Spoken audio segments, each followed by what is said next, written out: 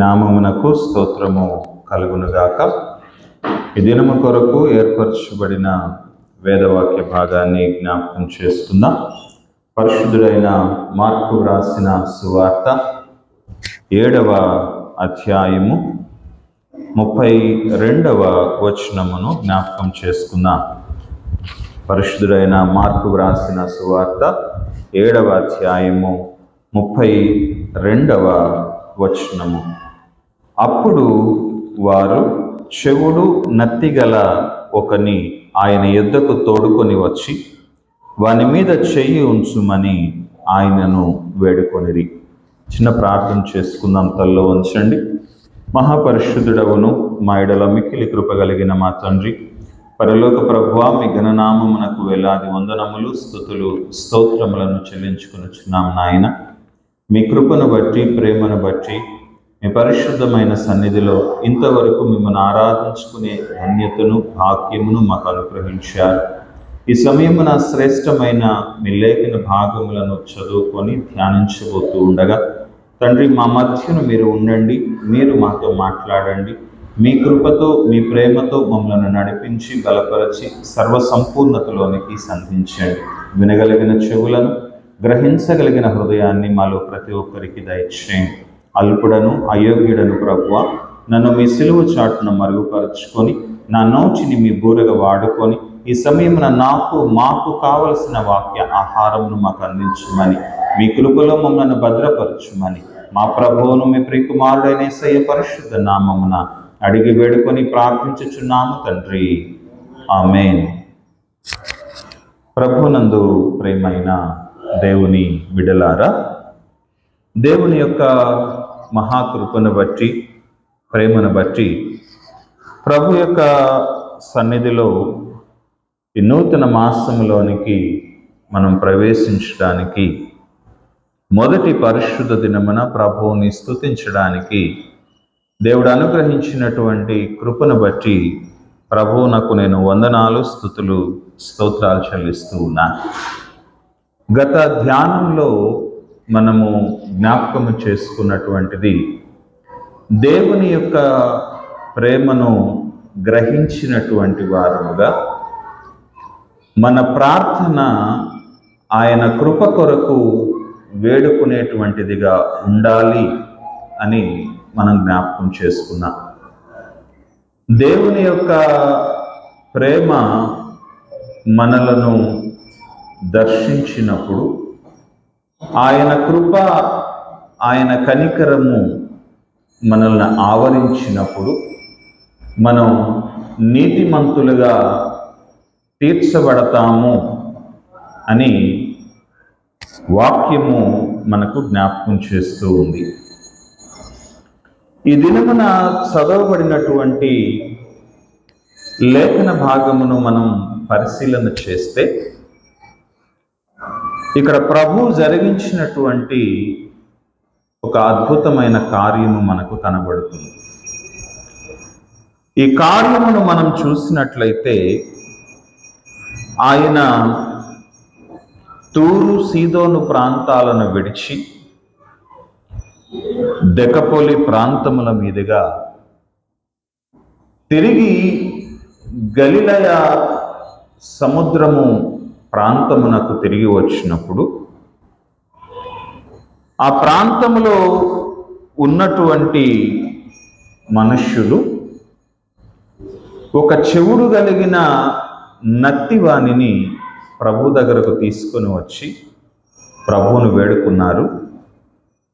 ప్రభువును వేడుకున్నప్పుడు ఆయన సమూహంలో నుంచి వానిని ఏకాంతముగా ఒక ప్రత్యేకమైన ఏకాంతంలోనికి తీసుకొని వెళ్ళి అక్కడ వారితో మాట్లాడినట్లుగా వాని చెవులలో తన వేళ్లు పెట్టి ఉమ్మివేసి ఆయన వాని నోటిని నాలుకను ముట్టి ఆకాశం వైపు కన్నులెత్తి ఎఫ్ఫాతా అని పలికినట్లుగా అంతటా ఆ వ్యక్తి స్వస్థత పొందుకొని తిరిగి తన వారి వద్దకు వచ్చినప్పుడు తేటగా మాట్లాడుతూ వినికిడి కలిగినటువంటి వానిగా కనపడినప్పుడు వారందరూ మిక్కిలి ఆశ్చర్యపడిరి అనేటువంటి మాట ఇక్కడ వ్రాయబడి కనబడుతుంది.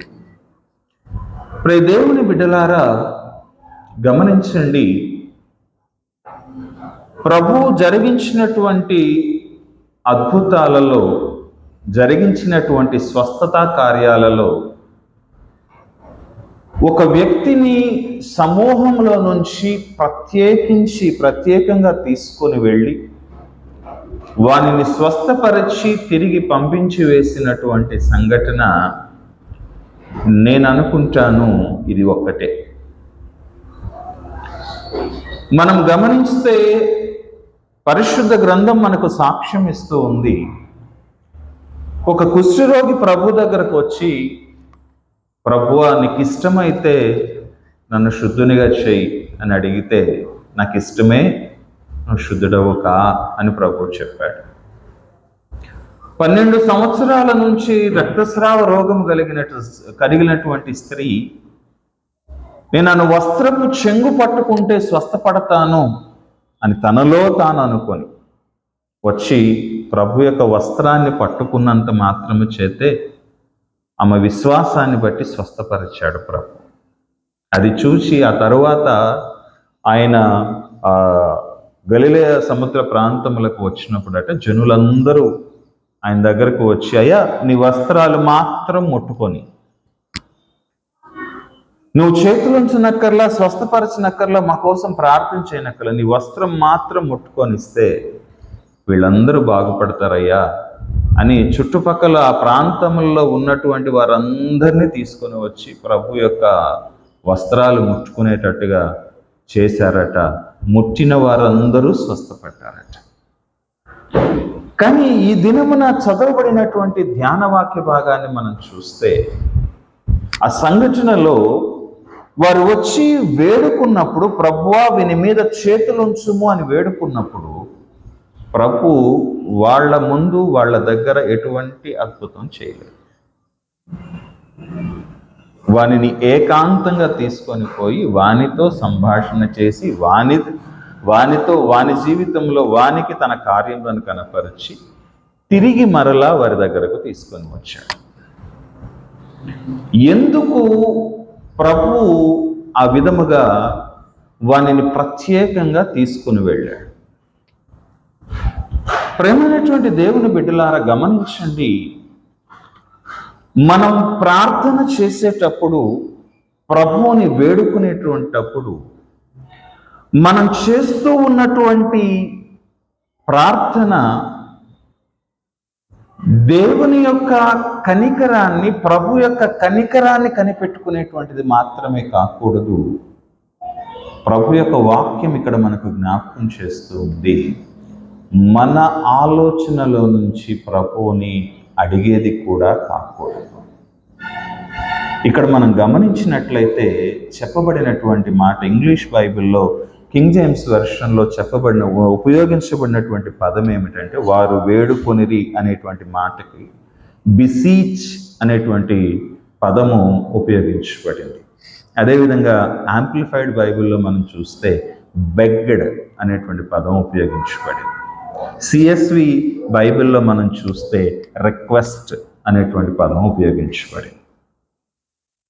దేవుని బిడ్డలారా, గమనించండి, బిసీచ్ అనేటువంటి పదానికి అర్థం అత్యవసరంగా, ఆతృతగా ఏదైనా కోరుకోవడాన్ని సూచిస్తుందట. బెగ్గడ్ అంటే మనకు తెలుసు, బతిమాలు కొనడం, అడుగు కొనడం అని. దేవుని బిడ్డ గమనించండి, అక్కడికి ఆ వ్యక్తిని తీసుకొని వచ్చినటువంటి వ్యక్తులు ఎంతమంది అనేటువంటిది పరిశుద్ధ గ్రంథంలో వ్రాయబడలేదు, కానీ వారు ప్రభు దగ్గరకు తీసుకొని వచ్చినప్పుడు వారు తీసుకొని వచ్చింది ఒక చెవుడు కలిగిన నత్తివాణిని తీసుకొని వచ్చారు. ఆ చెవుడు కలిగిన నత్తివాణిని తీసుకొని వచ్చినప్పుడు వానికి ఉన్నటువంటి అవకరాలను, అస్వస్థతలను, వైకల్యాన్ని అక్కడ వారికి తెలిసి ఉన్నప్పుడు వారు ఏమడగాలి ప్రభువుని?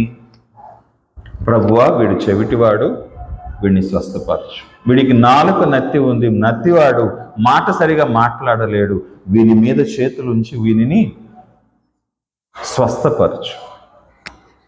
అదేగా అడగాల్సింది. కానీ వీరు అడిగినటువంటి విధానాన్ని మనం చూస్తే, వారు ఏదో పనిలో ఉన్నారు, ఆ పని మధ్యలో ప్రభు వచ్చాడని తెలిసింది. గబగబా వారిని తీసుకుని వచ్చి, అయ్యా నువ్వు చేతులు ఉంచు చాలు, వీడిని ఆశీర్వదించు చాలు, స్వస్థపరచు అనేటువంటి విజ్ఞాపన వాళ్ళ దగ్గర లేదు. ఎందుకంటే వారు ఆతృతలో ఉన్నారు. వారి దృష్టిలో వారు అనుకుంటూ ఉన్నారు, ప్రభువు ఎంతవరకు స్వస్థపరచగలుగుతాడు? అనారోగ్యం వస్తే స్వస్థపరచగలుగుతాడు, వ్యాధిగ్రస్తుల్ని స్వస్థపరచగలుగుతాడు, లేకపోతే వారికి ఆ దయ్యాలు ఎవరైనా పట్టి ఉంటే ఆ దయ్యాలను వదలగొట్టగలుగుతాడు. కానీ జన్మతః వచ్చిన వైకల్యాన్ని ప్రభువు తీసివేయలేడు. వీరి ఆలోచన అదే. కాబట్టి వారు ప్రభు దగ్గరకు వచ్చి, ప్రభువా ఇది స్వస్థపరచడం, ఇది బాగు చేయడం నీ వల్ల కాదు, ఎందుకంటే ఇది పుట్టుక నుంచి ఉన్నటువంటి వైకల్యం. కాబట్టి వాడి మీద చేతులు ఉంచు, కనీసం వాడు ఆశీర్వదించబడతాడు, వాడికి మనశ్శాంతి దొరుకుతుంది, సమాజంలో వాడు కొంత ఆర్థిక వెసులుబాట్లు లేకపోతే ఇతర దీవెనలు పొందుకుంటాడు. ప్రేమైనటువంటి దేవుని బిడ్డలారా గమనించండి, నేటి క్రైస్తవ ప్రపంచంలో కూడా కనబడుతూ ఉన్నటువంటి మరొక పొరపాటు, ప్రార్థనా జీవితంలో కనబడుతూ ఉన్న మరొక పొరపాటు, మన ఆలోచనలలో నుంచి ప్రభు వైపు చూస్తాం. మనం ముందే నిర్ణయించుకుంటాం, ప్రభువా ఇదిగో ఇలా జరగాలి, ఇది నాకు కావాలి, ఇలాగే ఇవ్వు. దేవుని బిడ్డలారా గమనించండి, దేవుని యొక్క వాక్యం మనకు జ్ఞాపకం చేస్తూ ఉంది. ఇర్మియా గ్రంథము 32వ అధ్యాయము 27వ వచనాన్ని మనం చూస్తే, అక్కడ పరిశుద్ధ గ్రంథము మనకి ఈ మాటను సాక్ష్యం ఇస్తూ ఉంది. గమనించండి, ఇర్మియా గ్రంథము 32వ అధ్యాయము 27వ వచనాన్ని జ్ఞాపకం చేసుకుందాం. చదవగలిగిన వారు త్వరపడి చదివి సహాయం చేయండి అమ్మా. నేను యెహోవాను, సర్వ శరీరులకు దేవుడను, నాకు అసాధ్యమైనది ఏదైనా ఉండునా? ఇర్మియా ప్రవక్తతో ప్రభువు పలుకుతూ ఉన్నటువంటి ప్రశ్న, అడుగుతూ ఉన్నటువంటి ప్రశ్న. నేను సర్వ శరీరులకు దేవుడనై ఉన్నాను, సర్వ శరీరులను సృష్టించినటువంటి వాడను, నాకు అసాధ్యమైనది ఏదైనా ఉండునా? దేవుని బిడ్డలారా కారణం ఏమిటి అంటే, ఇశ్రాయేలు ప్రజలు అనుకుంటూ ఉన్నారట ఆ కాలంలో, ప్రభువుని ఆరాధిద్దాం, మనం ఏదైనా తప్పు చేస్తే పరిహారం చెల్లిద్దాం, ధర్మశాస్త్రం మనకు మనకి పరిహారాన్ని చెప్తూ ఉంది, ఆ పరిహారాన్ని ఇచ్చేద్దాం. మాకు ఏదైనా కావాలా, ఇదిగో ప్రభువా మాకు ఇలాగా ఉండాలి, నాకు ఇది ఇస్తే నేను నీకు అది ఇస్తాను. దేవుని బిడ్డ గమనించండి, ఈ దినమున కూడా, ఈ కాలంలో కూడా ఇటువంటి ప్రార్థనలే మనకు కనబడుతూ ఉన్నాయి.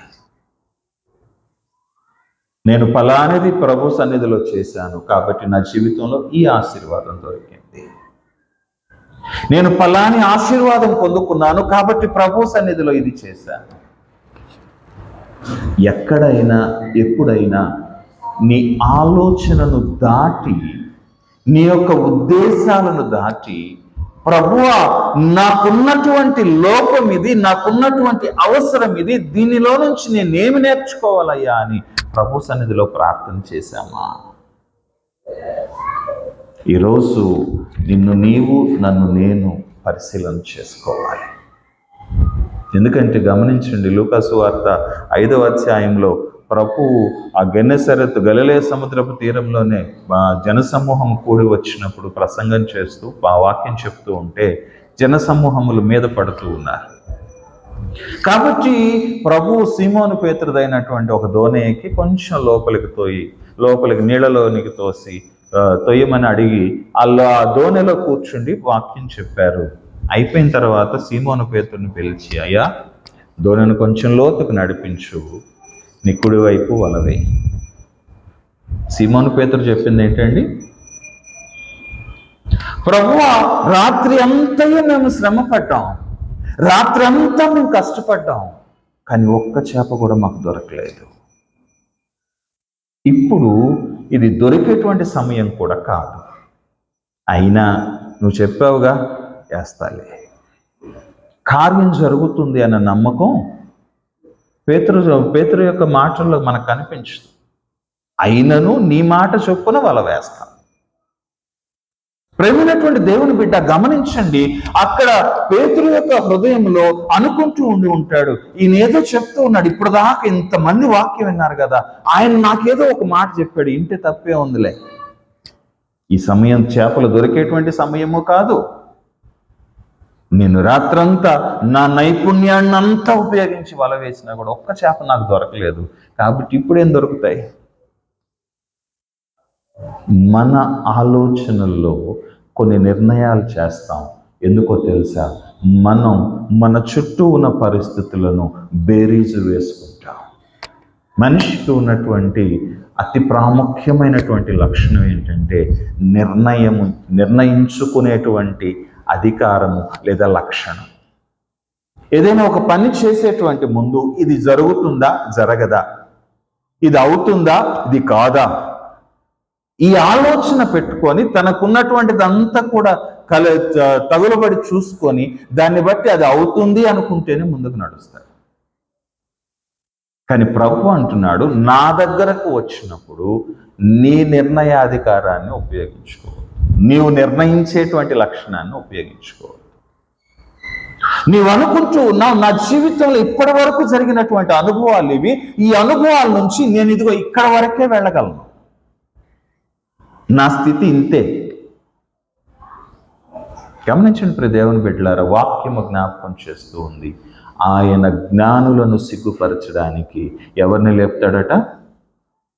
వెర్రివారిని లేపుతాడట. బలవంతులను సిగ్గుపరచడానికి బలహీనులను లేపుతాడట. ఏర్పరచబడినటువంటి వారిని సిగ్గుపరచడానికి ఆయన ఎన్నిక లేనటువంటి వారిని ఎక్కడి నుంచి లేపుతాడో తెలుసామా? పెంట కుప్పల మీద నుంచి లేవనెత్తేటువంటి దేవుడు నీ దేవుడు, నా దేవుడు. మరి ఈరోజు నీవు ప్రార్థన చేసేటప్పుడు నీ ప్రార్థనలో నీకున్న ఆలోచనను చొప్పించి, ప్రభువా ఇంతవరకు నాకు సరిపోతుంది, నాకు ఇది చాలు, ఇంతకు మించి నాకు ఎక్కువ వద్దు అని ఒకవేళ నీవు నిర్ణయించినటువంటి ప్రార్థన, ఇది నీ వల్ల కాదు, నాకు వద్దు అని మనం ఏమంటామండి? ఇది కాదులే, ఇది ప్రభు వల్ల కాదులే. చూడండి, యెషయా గ్రంథము 57వ అధ్యాయము 17వ వచనాన్ని చూస్తే వాక్యము మనకి మాటను జ్ఞాపకం చేస్తుంది. యెషయా గ్రంథము 57వ అధ్యాయము 17వ వచనాన్ని జ్ఞాపకం చేసుకుందాం.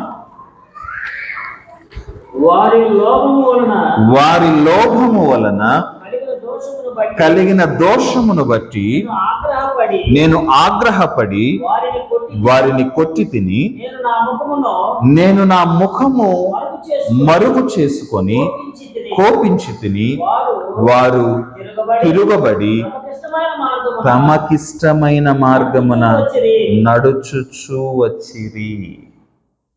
ప్రేమైనటువంటి దేవుని బిడ్డలారు, ఇక్కడ గమనించండి, అక్కడ ప్రభు చెప్తున్నటువంటి మాట, నేను నిత్యము పోరాడేటువంటి వాడిని కాదు, నిత్యము కోపించేటువంటి వాడిని కాదు. నేను అలాగ కోపిస్తే నా మూలంగా జీవాత్మ క్షీణించిపోతుంది. అయితే నా కోపం ఎక్కడ వస్తుంది? అక్కడ ప్రభు చెప్తున్న కారణం చూడండి, వారి లోపము వలన కలిగిన దోషమును బట్టి నేను ఆగ్రహపడి వారిని కొట్టి తిని. దేవుని బిడ్డలారా, దేవుని యొక్క ఉద్దేశాన్ని, దేవుని యొక్క చిత్తాన్ని గ్రహించుకోకుండా, దేవుని చిత్తానికి మనల్ని మనం అప్పగించుకొని, ప్రభువా నన్ను నడిపించు అని ప్రభు పాదాల దగ్గర మోకరించకుండా మనం ఏం చేస్తామంట? వచ్చి ప్రార్థన చేసేటప్పుడు, ప్రభువా నాకు అవసరమైంది ఇది, నాకు ఇంతవరకు చాలు, నాకు ఇదే చెయ్యి, మిగతాది నీ వల్ల కాదు.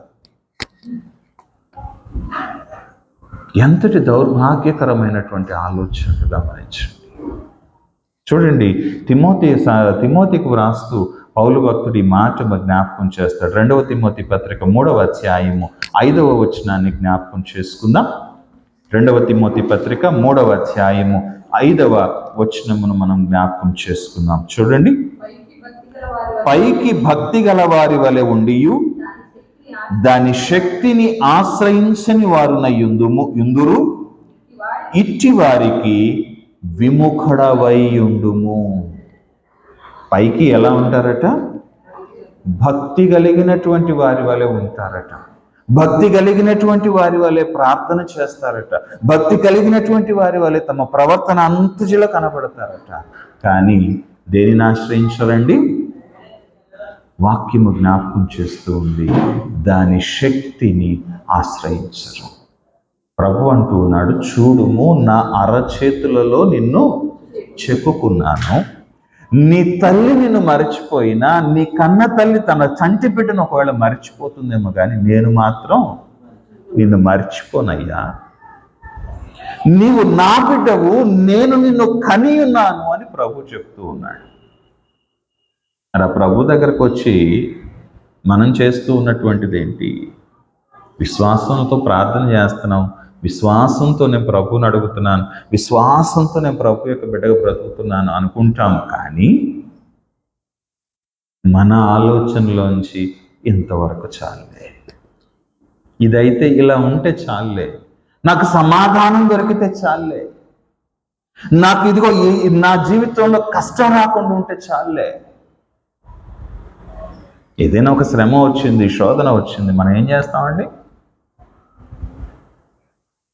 వెంటనే మోకరిస్తాం, ప్రార్థన చేస్తాం. ఆ శోధన తొలగిపోవట్లా. అప్పుడు ఏం చేస్తామండి? ఏమని మాట్లాడతామండి? నాకే ఎందుకు వస్తున్నాయి? సమయంలో నా బిడ్డ నాకు జ్ఞాపకం వస్తూ ఉంది. తనకి ఏదైనా ఒక చిన్న దెబ్బ తగలగానే ఏడుస్తూ వస్తుంది, వాళ్ళ అమ్మ దగ్గరకు కానీ నా దగ్గరకు కానీ వచ్చి మేము ఓదారుస్తూ ఉంటే ఏడుపు గొంతుతోటి ఏడుస్తూనే అడుగుతుంది ఒక మాట, నాన్న నాకే ఎందుకు ఇట్లా జరుగుతుంది? నేను అంటాను, నువ్వు యేసయ్య దగ్గర జాగ్రత్తగా చూసుకోమ్మా, యేసయ్య నీకు చెప్తాడు. దేవుని బిడ్డ గమనించండి, మనము యేసయ్య మాటలు వినడానికి మన హృదయాన్ని సిద్ధపరచుకోకుండా, మన మనస్సును సిద్ధపరచుకోకుండా, ఆయన నడిపించేటువంటి నడకలోనికి, ఆ మార్గంలోనికి నడవడానికి మనం ఇష్టపడకుండా పైకి ఏం చేస్తామంట? చాలా భక్తి కలిగినట్టుగా రోజుకు 3 సార్లు ప్రార్థన చేస్తామంట, రోజుకు 2 గంటలు వాక్యం చదువుతామంట, రోజు ప్రభువా ప్రభువా అని ప్రభు సన్నిధిలో ప్రార్థన చేస్తామంట. కానీ ప్రభు ఏమంటున్నాడో తెలుసా? నేను చెప్పిన మాటల ప్రకారం చేయక నన్ను ప్రభువా ప్రభువా అని పిలవడం ఎందుకు? నీ ఆలోచన నీకుంది, నీ హృదయం నీకుంది, నీకు కలిగినటువంటిదంతయు కూడా నువ్వు కలిగి ఉండి ఈ ఆలోచనలోంచి నేను నడవాలి అని నువ్వు ఆశపడి అదే నా సన్నిధిలో పెడుతూ ఉన్నావు, నీకు అదే జరుగుద్ది. నీవేది భయపడుతూ ఉన్నావో అదే వచ్చి నీ నెత్తి మీద కూర్చుంటుంది. అందుకే చాలామంది భక్తులు మనకు జ్ఞాపకం చేస్తారు, పాస్టర్ గారు, పెద్ద పెద్ద పాస్టర్ గారు కూడా చెప్పేటువంటి మాట ఏంటో తెలుసా? మీరు దీవెనను పలుకుతూ ఉండండి అంటారు. ఎందుకు పలకాలి దీవెన అంటే? ఇందుకు కనీసం ఆ దీవెనను పలుకుతూ ఉన్నప్పుడు ప్రభు యొక్క చిత్తాన్ని గ్రహించుకొని, దేవా ఇదిగో నీవు నా జీవితంలో జరిగించేటువంటి గొప్ప కార్యములను బట్టి నేను నీతో పాటు నడిచేటువంటి నీ బిడ్డను కావాలయ్యా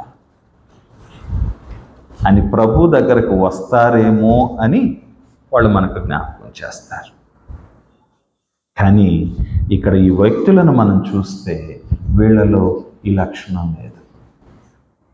కాబట్టి ప్రభు వారి ముందు తన కార్యాన్ని జరిగించారు. వీరు ఆతృతగా ప్రభు దగ్గరకు వచ్చారు, తొందరగా ప్రభు దగ్గరకు వచ్చారు, స్వస్థత అడగలేదు సరికదా, ఏమడిగారు? దాని మీద చేతులు ఉంచు చాలు, వాడు ఆశీర్వదించబడతాడు, కొంచెం అభివృద్ధి చెందుతాడు, నీ దగ్గరకు వచ్చాడు, నీవు చేతులు ఉంచావు అని తెలిస్తే వాడికి సమాజంలో కొంచెం గౌరవం పెరుగుతుంది. వాడు స్వస్థపడవలసిన అవసరం లేదు, వాడి జీవితంలో స్వస్థత అక్కర్లేదు, వాడు చెవుడు వాడు వినక్కర్లేదు, వాడు నత్తివాడు తేటగా మాట్లాడాల్సినటువంటి అవసరం లేదు. ఎందుకంటే అది పుట్టుకతో వచ్చిన వైకల్యం, నువ్వు చేయలేవు. అందుకే ప్రభు వాడిని వారి దగ్గర నుంచి ఏకాంతంగా తీసుకొని వెళ్ళాడు. ప్రేమైనటువంటి దేవుని బిడ్డలారా, ఇక్కడ మీరు గమనించాల్సినటువంటి అంశం గమనించండి. మనం ఎప్పుడైతే దేవుని శక్తిని ఆశ్రయించకుండా, దేవుని యొక్క చిత్తాన్ని గ్రహించుకోకుండా, దేవుని దగ్గరకు వచ్చి ఇదిగో నాకు ఇలా ఉంటే సరిపోతుంది అనుకుంటూ మనల్ని మనం మూసి పెట్టుకొని ప్రభు వల్ల ఇది కాదు అనేటువంటి ఆలోచనలోకి ఎప్పుడైతే వెళ్తామో ప్రభు వెంటనే మన జీవితంలో కార్యం చేయడు, సరికదా, మనల్ని ఏకాంతంలోనికి నడిపిస్తాడు. ఇక్కడ వ్యక్తిని నడిపించబడినటువంటి విధానం చూడండి. సమూహంలో నుంచి ఎక్కడికి తీసుకొని పోబడ్డాడు? ఏకాంతంలోనికి తీసుకొని పోబడ్డాడు. ఏకాంతంలోనికి తీసుకొని పోయిన తర్వాత ఏం జరిగింది? ప్రభు ఆయన చెవుల్లో వేళ్ళు పెట్టాడట, తర్వాత ఉమ్మి వేశాడట, ఆ ఉమ్మిని అతని నాలుకకు అంటించాడట.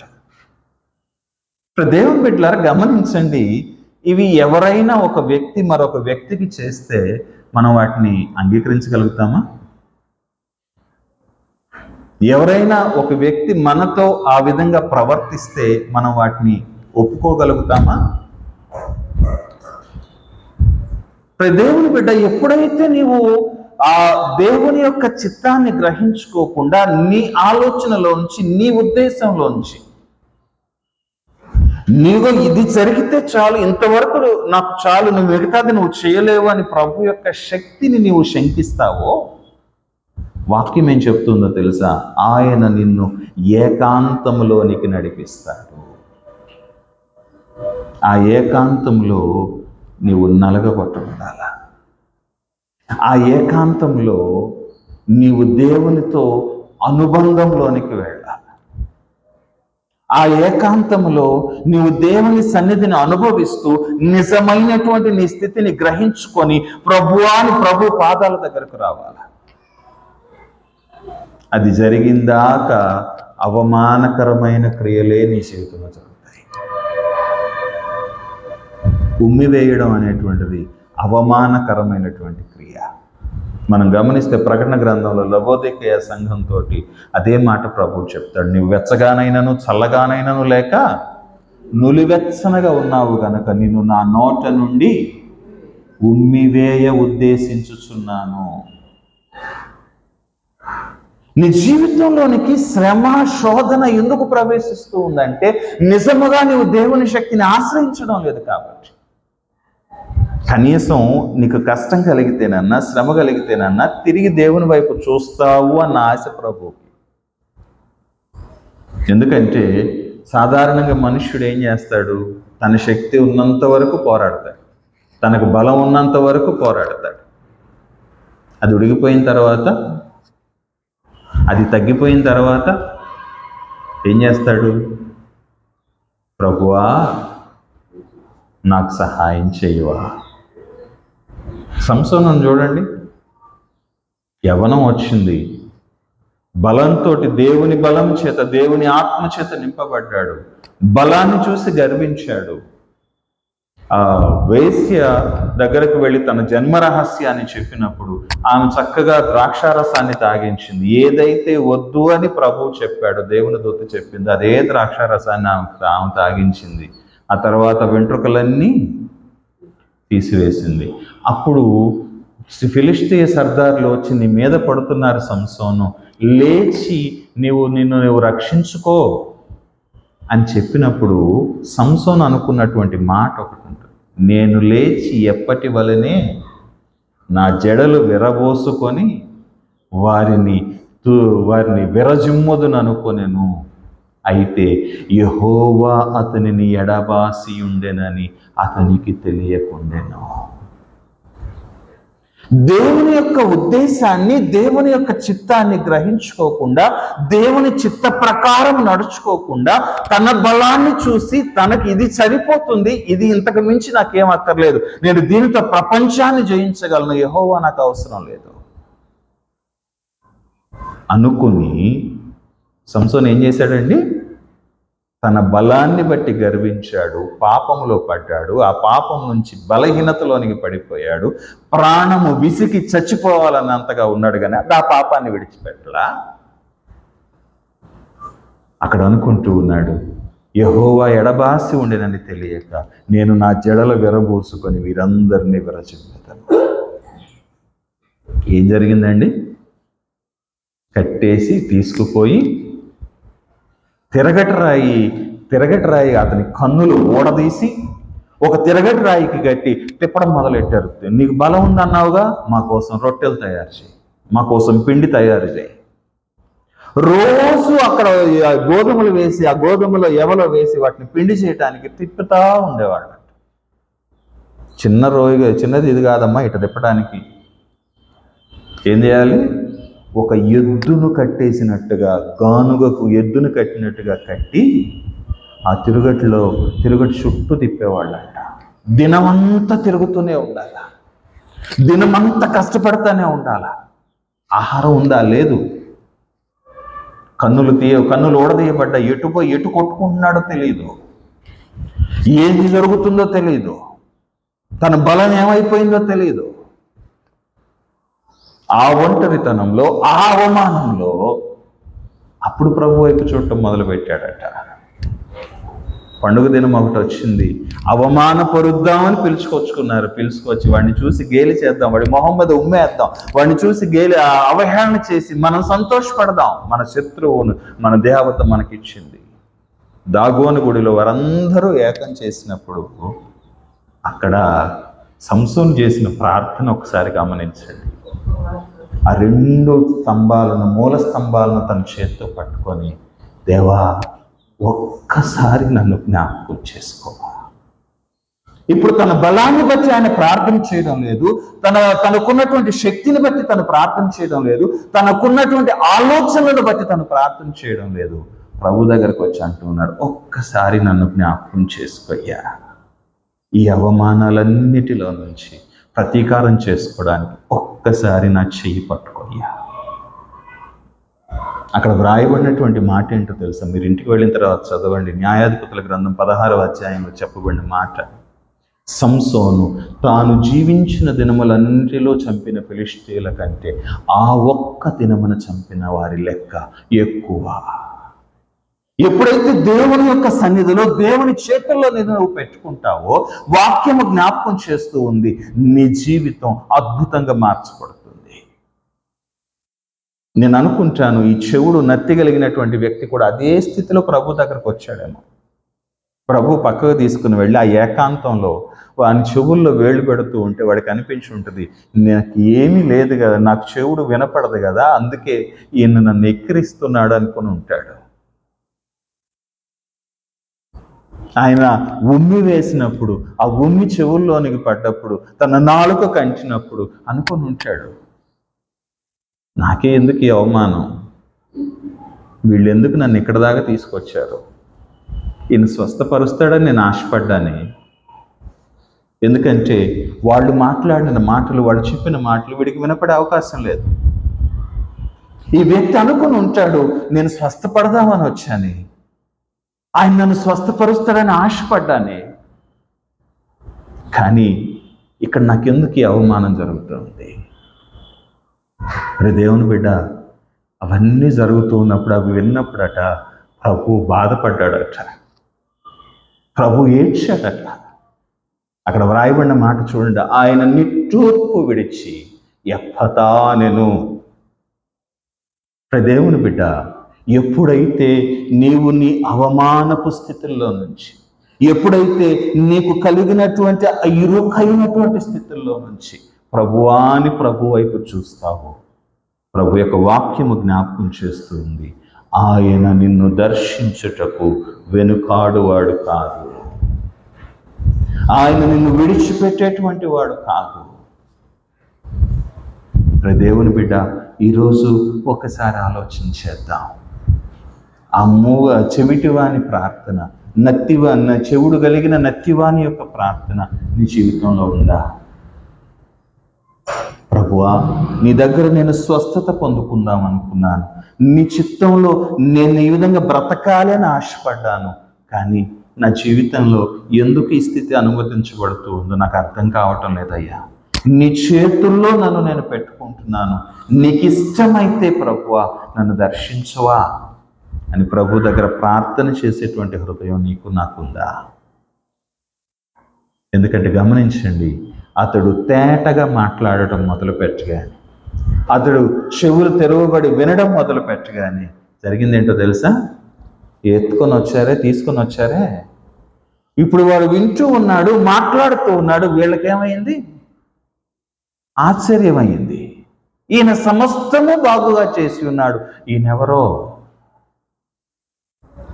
ఇప్పటికీ ప్రభు యొక్క శక్తిని గ్రహించలేనటువంటి వారు, ప్రభు యొక్క శక్తిని ఆశ్రయించినటువంటి వారు. దేవుని బిడ్డ, ఈరోజు ఒక్కవేళ నీ ప్రార్థనలో ఆ లక్షణాలు ఉన్నాయేమో మనకు చూడండి. ఎందుకంటే కీర్తనకారుడు ఒక మాట అంటాడు చూడండి. కీర్తన గ్రంథం 124వ కీర్తన మొదటి వచనంలో ఒక మాట అంటాడు చూడండి. మనుష్యులు మన మీదికి లేచినప్పుడు అని జ్ఞాపకం చేస్తాడు. చదవండి, చదవగలిగిన వారు. కీర్తన గ్రంథం 124వ కీర్తన మొదటి వచనము. మనుష్యులు మన మీదికి లేచినప్పుడు యెహోవా మనకు తోడై ఉండని ఎడల, వారి ఆగ్రహము మనపై రగులు కొనినప్పుడు యెహోవా మనకు తోడై ఉండని ఎడల, వారు మనలను ప్రాణముతోనే మృంగివేసి ఉందురు. ఈ మాట చెబుతూ చివర్లో అంటాడు, పక్షి తప్పించుకొనినట్లు మన ప్రాణము వేటగాండ్ర ఊరి నుండి తప్పించుకొని ఉన్నది. తురి తెంపబడెను, మనము తప్పించుకొని ఉన్నాము. ఈ మాట చెప్తే అక్కడ కీర్తనకారుడు అన్నటువంటి మాట చూడండి. భూమి ఆకాశములను సృజించిన యెహోవా నామము వలననే. ఎవరి మీద ఆధారపడాలండి మనం? వాక్యము జ్ఞాపకం చేస్తుంది, వాక్యము నీకు సాక్ష్యం ఇస్తూ ఉంది. నేను నీ కొరకు సమస్తము చేసేటువంటి వాడను. నీ ఆలోచనలలో నుంచి నా మీద నీ ప్రార్థనలు ఉండవు. నీ నిర్ణయాధికారంలో నుంచి నాకు ప్రార్థన చేసి నన్ను అవమానపరచుకో. దేవుని బిడ్డ, ఈరోజు ఆలోచించి, యోబు జీవితంలో కష్టాలు ఎందుకు వచ్చాయండి? యోబు జీవితంలో శ్రమలు ఎందుకు వచ్చాయండి? దేవుడే అడిగాడు. ఇక్కడ మీరు గమనించాల్సిన మాట ఏంటంటే, యెహోవాయే అపవాది వచ్చి నిలిచినప్పుడు నా సేవకుడైన యోబును చూసావా అని అడిగాడు. ఎందుకండి? దేవుని బిడ్డలారా, కారణం ఏంటో తెలుసా? యోబు ప్రతిరోజు 3 సార్లు దహన బలి అర్పణ చేసేవాడు. ఎందుకో తెలుసా? తన బిడ్డలు తెలియక పాపము చేశారేమో, తన బిడ్డలు తెలియక ఏదైనా దోషము చేశారేమో అని రోజుకు 3 మారు ఆయన దహన బలి అర్పణ చేసేవాడట. ఎంత దౌర్భాగ్యం అండి! దేవుడు అనుగ్రహించినటువంటి బిడ్డలు దేవుని యొక్క సన్నిధిలో ప్రతిదినము వారు యోబు వల్లనే ఆశీర్వదించబడి తమ చెల్లెండ్రకు భాగములిచ్చి వారితో కలిసి సంతోషించేటువంటి బిడ్డలు, ప్రతిరోజు యోబుతో కలిసి ఆ బలి అర్పణలో పాల్గొంటూ ప్రభువుని స్తుతించేటువంటి బిడ్డలు, వాళ్ళని గురించి యోబు ఆలోచన ఏంటి? ఏమన్నా పొరపాటుకు తప్పు చేసి ఉంటారేమో. ఎందుకు వచ్చిన గొడవ? దేవుని కోపం వీళ్ళ మీదకి రాకూడదు, పరిహారం చేద్దాం. తన నిర్ణయంలోంచి, తన ఆలోచనలోంచి, తను చూస్తూ ఉన్నటువంటి పరిస్థితుల్లోంచి నిర్ణయం చేసి శ్రమలు కొని తెచ్చుకున్నాడు.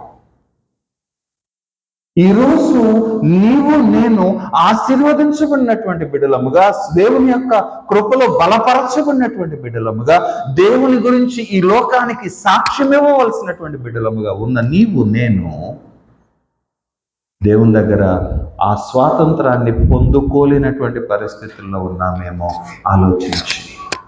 అందుకే పౌలు భక్తుడు అంటాడు, మోషే తన మీదకు వచ్చినటువంటి మహిమ, తగ్గిపోవచ్చు ఉన్నటువంటి మహిమను చూపించకుండా ఉండడానికి ఏం చేశాడట? ముసుగు వేసుకున్నాడట. ఎవరి దగ్గర నుంచి వచ్చింది ఆ మహిమ? దేవుని దగ్గర నుంచి వచ్చింది. ఎవరి కొరకు వచ్చింది? ఇశ్రాయేలీల కోసం వచ్చింది. ఎందుకంటే ఆ మేఘంలోనికి ఆయన ఎక్కిపోతూ ఉన్నప్పుడు, అరే మీరందరూ కూడా ఇశ్రాయేలు ప్రజలు ఎవరైతే ఆయన సన్నిధిలోనికి వస్తారో వారు కూడా ఇదే విధముగా ప్రకాశించేటువంటి ముఖాలు కలిగి ఉంటారు.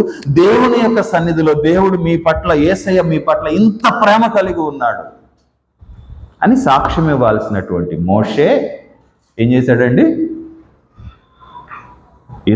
అహరోనును ఈ 70 మంది పెద్దలు చూడటానికి భయపడ్డారని ముసుగు వేసుకొని దేవుని మహిమను గురించి సాక్ష్యం ఇవ్వలేకపోయాడు. కానీ పౌలు భక్తుడు అంటాడు, మేము మా ఉద్దేశాలను మేము ప్రభు యొక్క పరిచర్యల రుద్దట్లా, మేము మాకున్నటువంటి ఆలోచనలను ప్రభు యొక్క పరిచర్యల రుద్దట్లా, మేమేం చేస్తూ ఉన్నామో తెలుసా? అంతకంతకు తేజరిల్లేటువంటి ఆ మహిమను మరింత తేటగా మీకు కనపరచడానికి మేము ముసుగు లేని ముఖములతో మీ మధ్య పరిచర్య చేస్తూ ఉన్నాం. ప్రభు యొక్క ప్రేమను కనపరచగలిగినటువంటి పరిచర్య, ప్రభు యొక్క ప్రేమను ఈ లోకానికి చూపించగలిగినటువంటి క్రైస్తవ జీవితం, ప్రార్థన నీ జీవితంలో ఉండాలి. అందుకొరకు ప్రభు నిన్ను నన్ను ఎంచుకున్నాడు. అందుకొరకు ప్రభు నిన్ను నన్ను ఎంపిక చేసుకున్నాడు. అట్టి ప్రార్థన ఈరోజు నీ జీవితంలో ఉందా, నా జీవితంలో ఉందా? మనలను మనం పరిశీలన చేసుకుందాం. అట్టి కృప పరిశుద్ధాత్మ దేవుడు మనకు అనుగ్రహించి తన ప్రేమ చేత నింపి మనము ఆయన మహిమను ప్రచురపరిచేటువంటి ఆయన బిడ్డలుగా ఫలించులాగున పరిశుద్ధాత్మ దేవుని కృప మనల్ని దర్శించి ఆశీర్వదించునుగాక. ఆమేన్.